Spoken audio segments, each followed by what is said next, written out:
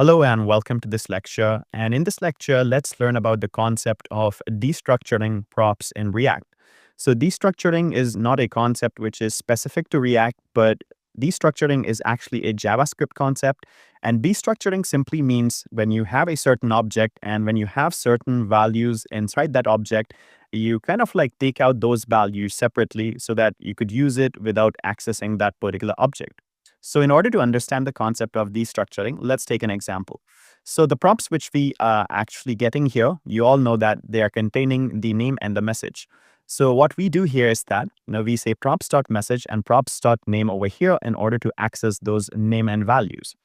Now, one thing which we could do here is that we could actually destructure this props object into the individual name and message values which we have in there. And in order to destructure those props, there's one simple thing which we need to do.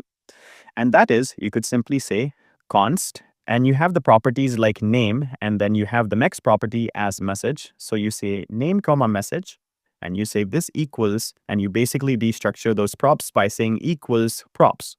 So what this line of code does is that it takes the object and it kind of breaks them down into name and message. But there's one thing which you need to remember, that these name and message names which you have for these variables, they must be same as the values which we have here. So you cannot name it as, let's say, my name or my message, something like that. So these names have to be exactly what's present in there in those objects. Now, once you have the name and message, now this name contains the actual name saved inside the props and the message inside the prop.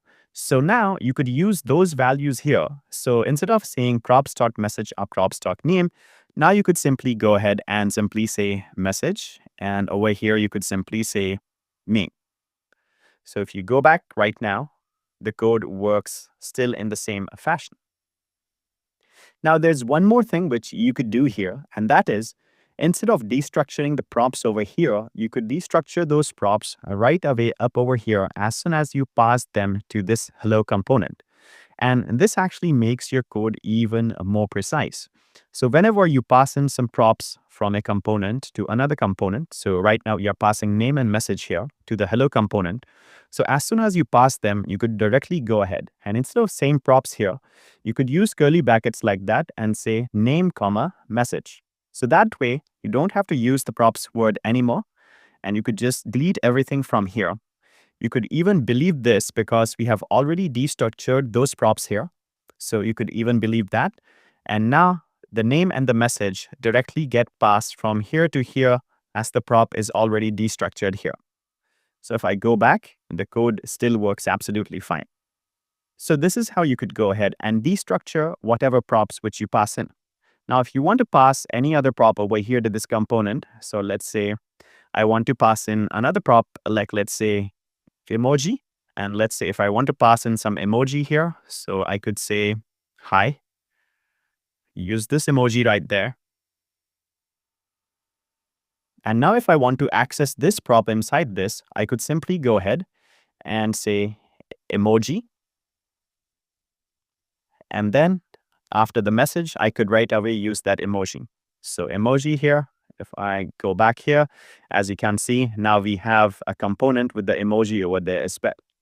So this is what exactly destructuring of props is. So I hope this gives you an idea about how a prop is destructured inside of a React component. Let's discuss about the immutability of props.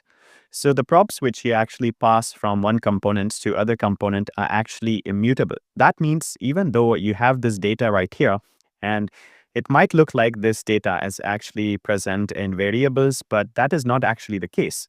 You cannot go ahead and mutate or change the values of these props which you have up over here. So in order to understand this, let's take an example. So you don't have to write this code or make any kind of changes to your very own code, or you could just simply watch this video and you'll be able to understand how props are immutable. So let me go ahead and let me just remove the destructuring from here, and let's use regular props here to demonstrate this. So I would say props, and this would be back to props.message. This would be back to props.emoji. And this would be back to props.me. All right. So now if I go back, this is working. That means the code is correct. And now let's try to go ahead and mutate one of the variables which we have in these props. So let's say if I try to go ahead and modify the name of the person.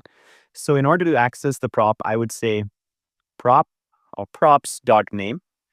And if I say this equals to some other name, like let's say new name, or let's say instead of Rob, I would say Jake.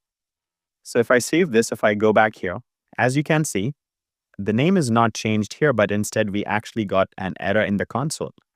And if you take a look at this error says that we cannot assign to the read-only property name of object. So this basically means this name property which we have of the object is read-only. That means the props which we use are read-only. That means they cannot be mutated or written to. So you cannot write some data to the props. The only place where you could actually kind of play around with the data with the props is when you actually pass those props to a component. Once those props are actually passed inside a component, you could no longer mutate them. Therefore, it's called as props are immutable. Now, let's discuss a few more interesting things about props. So another interesting thing about props is that you can actually pass in any kind of data to the props which you have. So right now, over here, we have passed in string values here to props. So this is a string. This is also a string. And even though we are passing an emoji here, we are actually passing it as string as well. However, we are not just limited to passing in strings to props, but you could pass in strings, you could pass in arrays, you could pass in objects, you could even pass in functions, entire functions from one component to other component using props. Now, along with functions, you could pass in entire components as well from one prop to other prop. So we will be discussing how to pass different kinds of values to the props in the next lecture. So in the next lecture, let's learn how we could pass arrays and objects to props.